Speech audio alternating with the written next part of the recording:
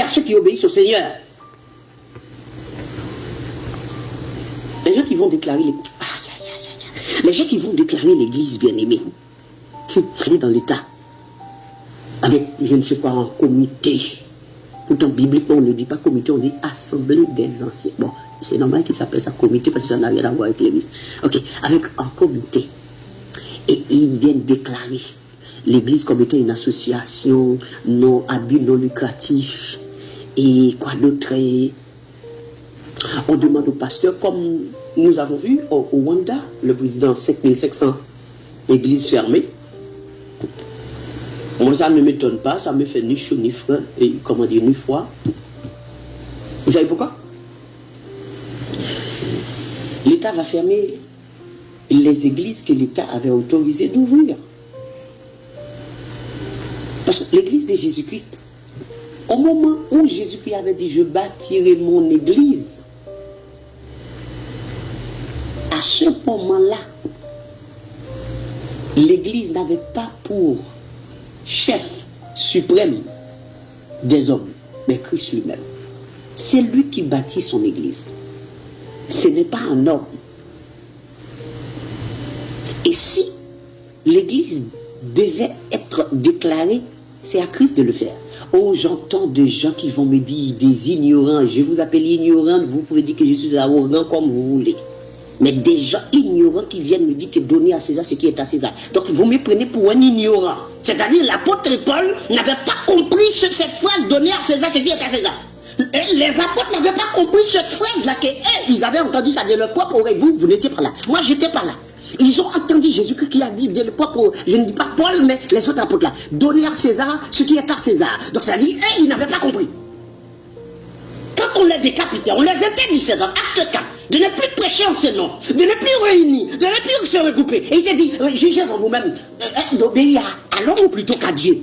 Il ne donnait pas à César ce qui était à César. Aujourd'hui, maintenant, vous avez compris ce texte, mais que,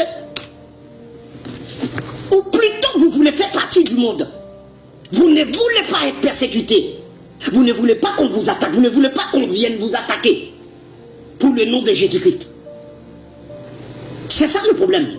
Vous voulez ressembler avec les gens du monde. Vous voulez fonctionner comme eux, parler comme eux, réunir comme eux, faire des programmes comme eux. D'ailleurs, c'est votre mode d'emploi.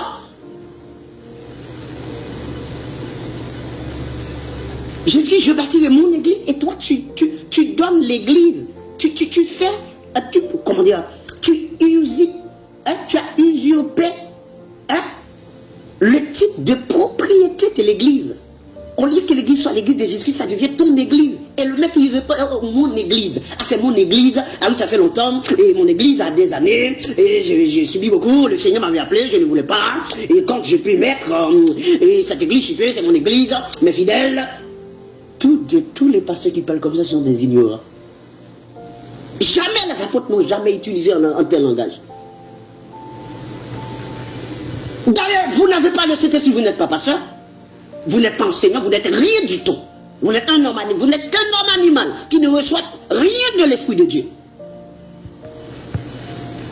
Vous n'êtes pas spirituel, vous ne faites pas partie de l'église parce que l'église n'est pas physique, l'église est spirituelle. Vous n'êtes pas pasteur, vous n'êtes rien du tout. Donc vous êtes dehors. Et comment vous allez dire que c'est bon d'église? Ah, le texte a dit Jésus-Christ est le chef. C'est son église, son épouse. Et toi, tu vas dans un bureau, je ne sais pas, un ministère des cultes avec des satanistes, des gens qui ne sont même pas convertis, pour leur demander autorisation pour que vous puissiez ouvrir une église. Est-ce que vous n'êtes pas un démon? Vous êtes un démon. Et après, ce sont ces gens qui vont se présenter devant vous, qui vont vous dire, ah, vous savez quoi, le Seigneur m'a menti, c'est faux. Le Seigneur ne vous a pas appelé. Le Seigneur a appelé les apôtres.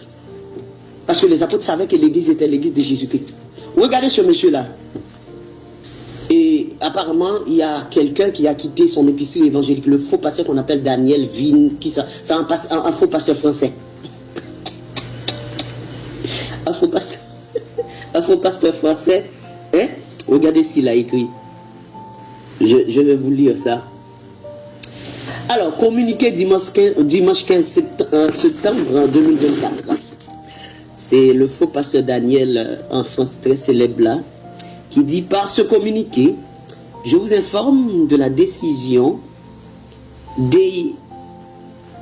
Bon, je ne sais pas si c'est Émeric ou bien Aymeric Sroka de quitter ma couverture spirituelle. Donc, c'est-à-dire... non, mais c'est extraordinaire. C'est-à-dire, apparemment, c'est un collaborateur que ce faux pasteur avait. Hein, ce monsieur est en français. Hein? Donc, c'est-à-dire, le mec là était sous sa couverture spirituelle. Donc, ça dit, si je comprends bien, comme Pierre était le premier pasteur de l'église, c'est lui qui avait pris la parole pour la première fois. Donc, tous les autres apôtres étaient sous la couverture spirituelle de Pierre. Franchement, et bien aimé, c'est sûr. Je me rappelle cette phrase, les gens qui me disent, ils vont te tuer, hein? Ils vont te tuer. Mais franchement, bien aimé, c'est terrible. C'est terrible. Donc, hein? De quitter ma couverture spirituelle. Le mec, il est charnel, animal, il a couverture spirituelle. Quelle couverture spirituelle? Il continue pour dire, hein, jusqu'à présent, j'étais le garant de ses choix ministériels. Donc, ce n'est pas le Saint-Esprit. Ce n'est pas le Saint-Esprit, mais c'est lui, le monsieur là, le faux pasteur Daniel là, qui est le garant des choix ministériels ainsi que de sa doctrine. Mais c'est une blague, c'est sans lèvres.